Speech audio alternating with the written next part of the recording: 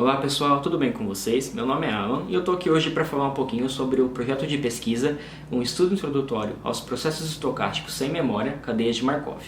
Um processo estocástico é definido como uma coleção de variáveis aleatórias relacionadas por um parâmetro t, que geralmente é o tempo. Esses processos descrevem a evolução de um sistema operando em algum período de tempo. Em outras palavras, a variável aleatória representa o estado desse sistema em um certo tempo. Os processos estocásticos podem ser classificados de duas maneiras. Em relação ao estado do sistema, que pode ser um estado discreto, ou seja, é definido em um conjunto finito, que podemos contar a quantidade de elementos, como por exemplo, o número de usuários em uma fila de um banco.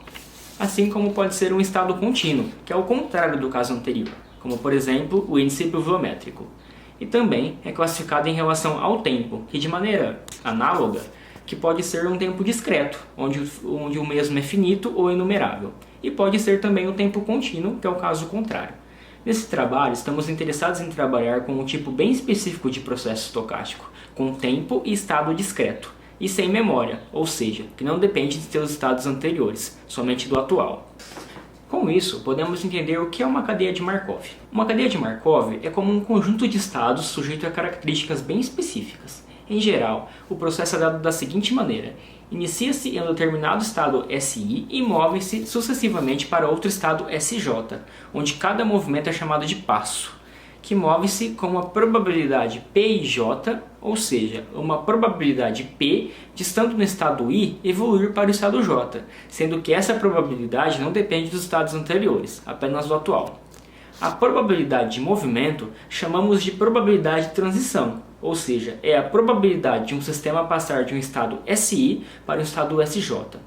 Para estudarmos as cadeias de Markov, devemos organizar as probabilidades de transição de forma matricial, e isso é feito de uma forma bem simples, agrupando as n probabilidades de transição em um processo com n estados em uma matriz quadrada. Tal matriz quadrada é chamada de matriz de transição.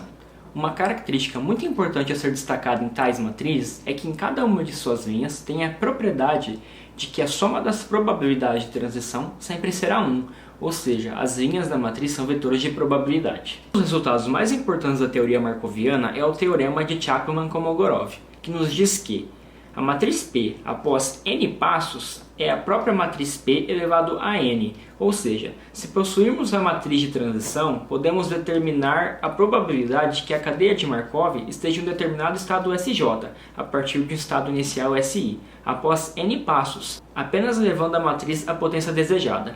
Esse teorema é muito útil em situações que queremos descobrir com certa facilidade como estará um sistema em um estado SJ futuro, conhecendo apenas o estado inicial SI, nos planos de realizar diversos cálculos. Como por exemplo, suponha que uma determinada espécie de sapo habite uma lagoa da região amazônica com 4 vitórias régias, que estão numeradas de 1 a 4. Esse sapo vive sobre essas plantas e a cada instante ele salta, podendo permanecer na mesma planta ou pular para outra. Além disso, esse sapo é treinado para nunca cair na lagoa. Pode-se notar que o movimento do salto para outra vitória régia independe do estado anterior, apenas do atual. Ou seja, podemos notar uma cadeia de Markov de tempo e estado discretos, e sem memória. Seja V1, V2, V3 e V4 o conjunto de vitórias régias que estão nessa lagoa, ou seja, os estados do nosso processo. As probabilidades do sapo saltar entre as vitórias régias estão no diagrama. Com essas informações, podemos elaborar a matriz de transição e nos colocar o seguinte questionamento: qual é a probabilidade do sapo estar na vitória régia 3 depois de ter dado 2 saltos, iniciando na vitória régia 1? Bom, basta levarmos a matriz P, que é a nossa matriz de transição, à segunda potência, utilizando o teorema de Chapman-Kolmogorov, e analisar a linha 1 e coluna 3. Podemos observar que a probabilidade é de 1/8. Bom, por fim, um dos grandes desafios do ensino da matemática é propiciar situações que motivem a curiosidade e o interesse dos alunos. Nesse sentido, a teoria básica de cadeia de Markov, abordada neste trabalho, se coloca como uma importante possibilidade, uma vez que permite o desenvolvimento de conteúdos de matemática como, por exemplo, probabilidade, porcentagem, matrizes, sistemas de equações lineares, entre outros, por meio de uma abordagem motivadora, envolvendo a modelagem de problemas em diversas áreas do conhecimento. Buscamos com este trabalho construir um material que sirva de subsídio para os alunos e professores que tenham interesse em conhecer as bases dessa teoria e suas múltiplas possibilidades de abordagem no ensino da matemática. Isso é tudo. Muito obrigado pela atenção e até a próxima.